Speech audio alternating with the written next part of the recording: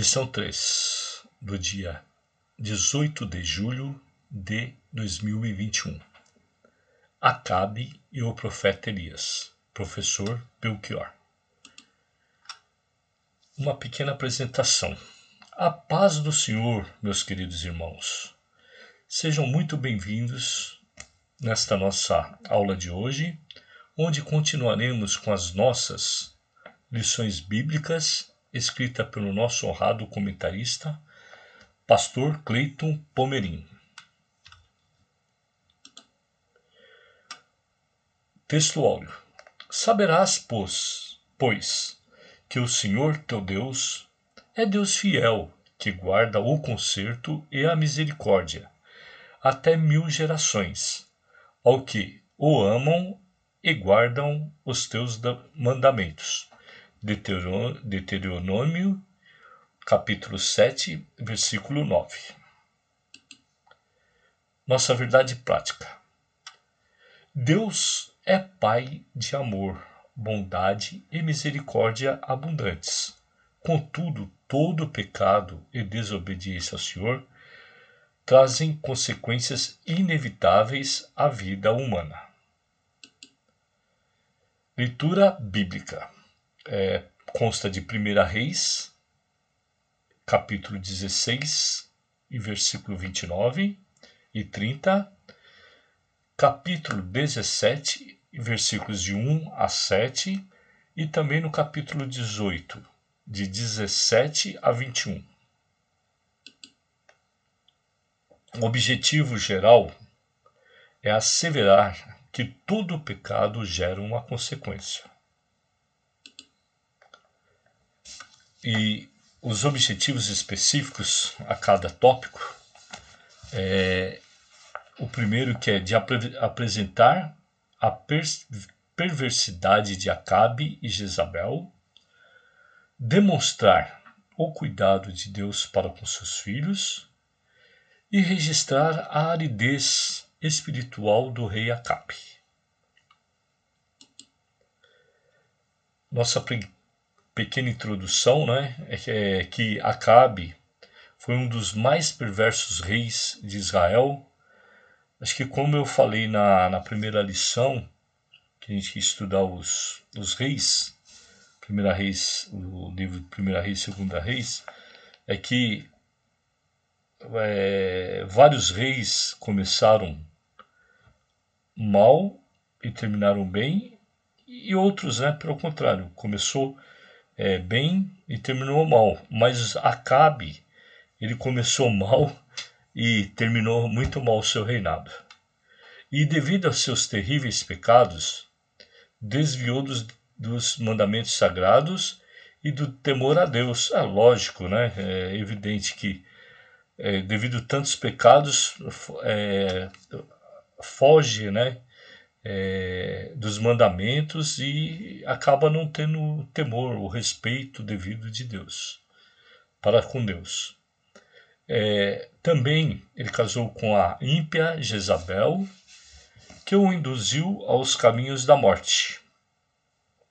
Suas más ações provocaram uma grande seca em Israel, episódio que o colocou à frente do profeta Elias. Devido às suas perversidades, o povo, a nação todinha sofreu, toda a nação sofreu. No tópico 1, o casamento de Acabe com Jezabel. O subtópico 1 nos traz que as consequências de suas escolhas erradas. Acabe induziu o povo a se aprofundar no pecado da idolatria. Além de ser um idólatra, ele levou toda a nação, quase toda a nação, a esse pecado da idolatria, E ele cometeu o erro de casar também com a princesa do reino de Sidom, chamada Jezabel. Aí ele casa com Jezabel, que ao invés dela ser uma pessoa virtuosa, tentar melhorar, não, ela agravou mais a situação. Essa mulher era devota de Baal e Azera, dois deuses adorados pelas nações vizinhas de Israel. Ela também incitou tanta maldade em Acabe que ele chegou ao ponto de se vender para fazer o que era mal aos olhos do Senhor.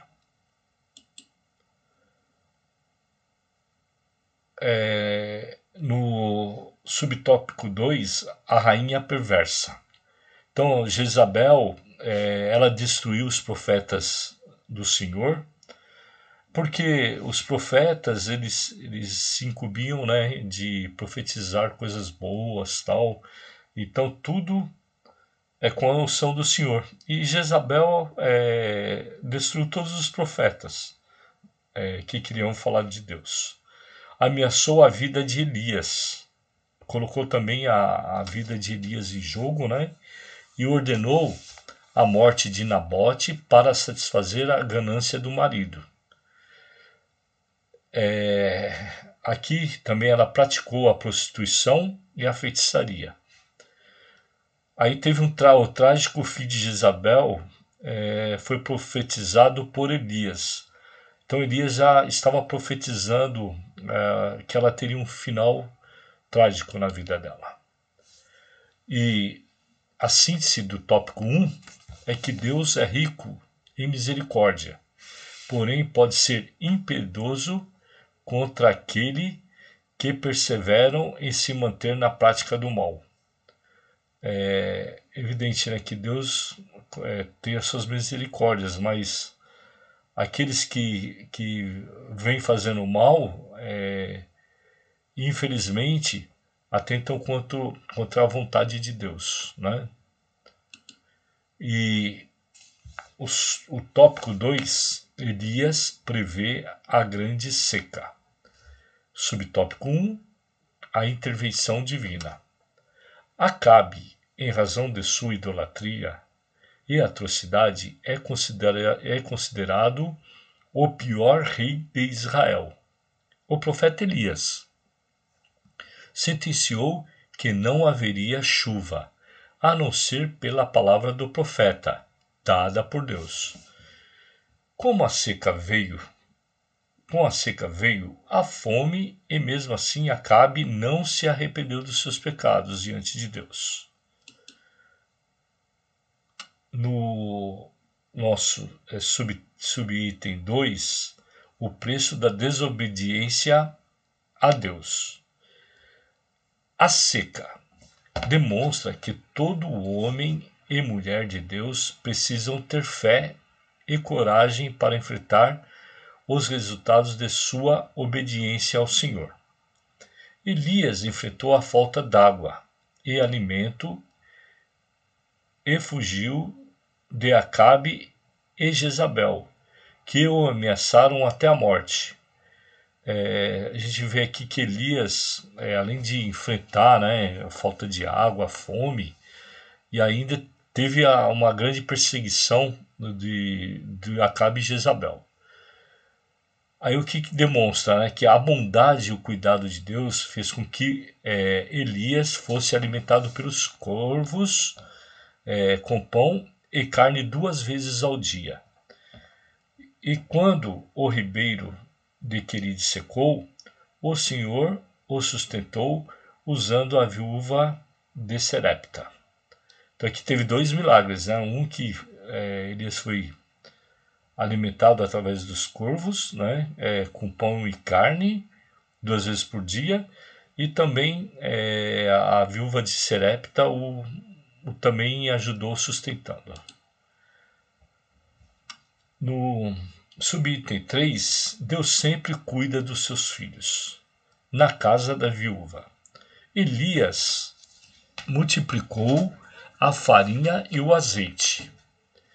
Elias, diante dessa triste situação, pediu para ela fazer um bolo para ele, e que a partir daí, pela palavra do Senhor, nada faltou para aquela família até o fim da seca. Então essa história nos mostra o quanto Deus cuida dos que proferem a verdade e defendem a causa do órfão e da viúva. A síntese do tópico 2, um pequeno resumo, né? O Senhor sempre cuida dos seus filhos. Não importa o quão difícil seja o caminho, Deus suprirá todas as suas necessidades. Glória a Deus. No tópico 3, o encontro de Elias com Acabe. O subtópico 1 diz que um coração endurecido. A idolatria e a desobediência provocou uma grande seca que durou muito tempo. As consequências mais graves vieram sobre a nação.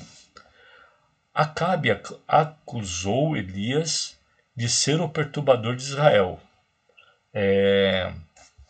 Seu coração estava tão endurecido em razão do pecado que não havia mais jeito de ele voltar atrás e rever seu deplorável estado espiritual.